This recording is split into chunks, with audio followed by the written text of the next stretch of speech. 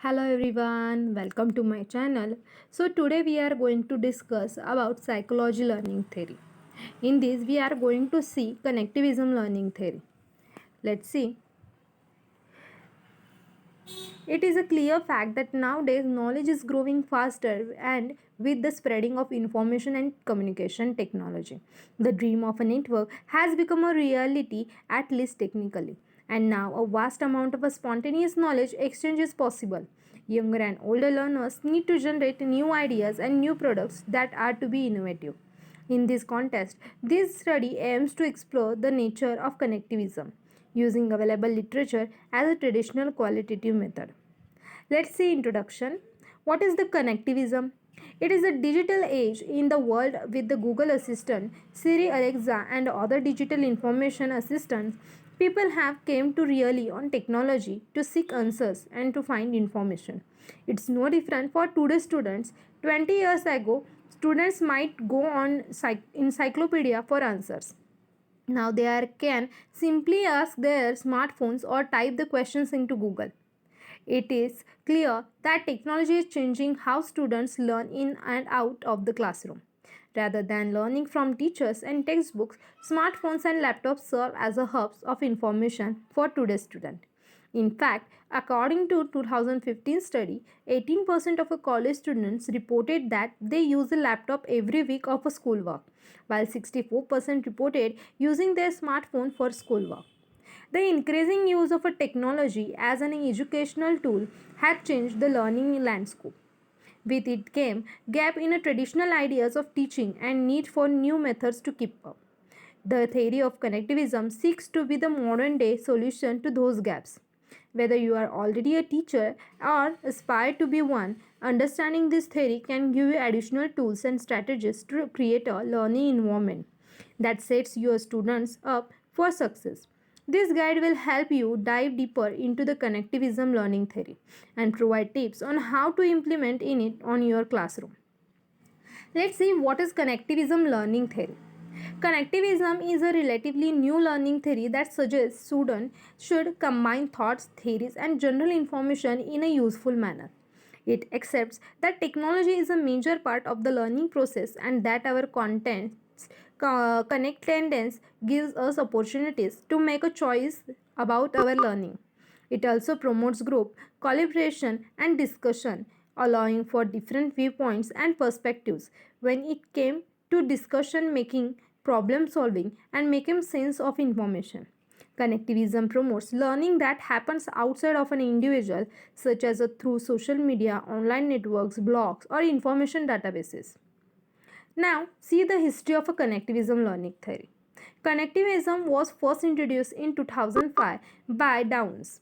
Simmons' article Connectivism Learning Theory as a network creation was published online in 2004 and Downs' article An Introduction to Connective Knowledge was published the following year. The publication addressed the important role technology plays in the learning process and how the digital age has increased the speed at which students have access to information. Since then, both Simmons and Downs have continued to write and speak on the subject. However, each has slightly different viewpoints. While Simmons tends to focus on the social aspects of activism, Downs focuses on non-human appliances and machine-based learning. Now, what are the principles of connectivism? Connectivism builds on already established theories to propose that technology is changing what, how, and where we learn. In their research, Simmons and Downs identified 8 principles on connectivism. Those main principles of connectivism builds on already established theories to propose that technology is changing what, how, and where we learn. In their research, Simmons and Downs identified 8 principles of connectivism. Those main principles of connectivism are: first one is the learning and knowledge rests in the diversity of opinions. Learning is a process of connecting. Learning may reside in non-human appliances. Learning is a more critical than knowing. Nurturing and maintaining connections are needed for a continual learning. The ability to see connections between fields, ideas, and concepts is a core skill. accurate, up-to-date knowledge is the aim of the connectivities learning. Decision making is a learning process. What we know today might change tomorrow. While there is a right answer now, it might be wrong tomorrow due to the constantly changing information climate. Before these principles came on the scene, many theories positioned students solely as a receiver of information. However, connectivism supports the theory that knowledge is disturbed across networks where connections and the connectedness inform learning. Now, connectivism in the classroom. It's a one thing to understand what connectivism is and other to actually incorporate it in the classroom in learning activities. Remember that in a connectivistic viewpoint, the new learning responsibilities shift from teacher to the learner. Connectivity relies heavily on technology. So, the first step to creating a connectivist classroom is to introduce more opportunities for digital learning like online courses, webinars, social networks, and blogs.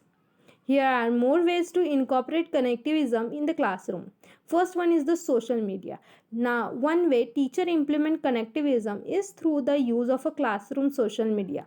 For example, a class Twitter account can be used to share information, engage in discussion, or announce its homework tasks. Next is a gamification. Gamification takes assignments and activities and puts them into competitive game to make learning more or an interactive experience. There are many learning based apps and instructional technologies teacher can use to add an element of a gamification to the classroom. One example is Duolingo, an online learning tool that helps students learn languages through fun game like lessons. Next, stimulation. Simulations engage students in a learning that empowers understanding as opposed to surface learning that only requires memorization. They also add interest and fun to the classroom setting. Take, for example, a physics class where students create an electric circuit with an online program. Instead of being instructed that is a book or a classroom lecture, they are learning about physics by simulating an actual physical setup. Simmons and Downs connectivism.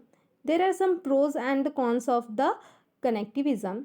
Pros: connectivism shifts the role of an instructional designer from a centralized teacher to each individual learner. It is the responsibility of the learner to create their own learning experience. The theory embraces individual perspectives and diversity of opinions, theoretically providing for no hierarchy in the value of shared knowledge. Connectivism seems to integrate advances in neuroscience and learning. It takes into account the behavior of learners in the digital age in an explicit way that is absent in other theories. Some cons: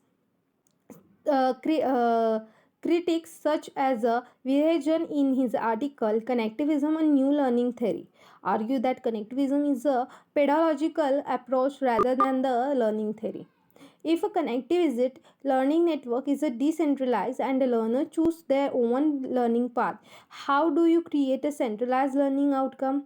If a centralized outcome is not important, how do you assess learning or plan the instruction? Connectivism is still in the process of being defined. As a result, the theory can appear vague. It is unclear how educators who design instructions around this theory would address cross-fit requirements of the current. Thank you so much.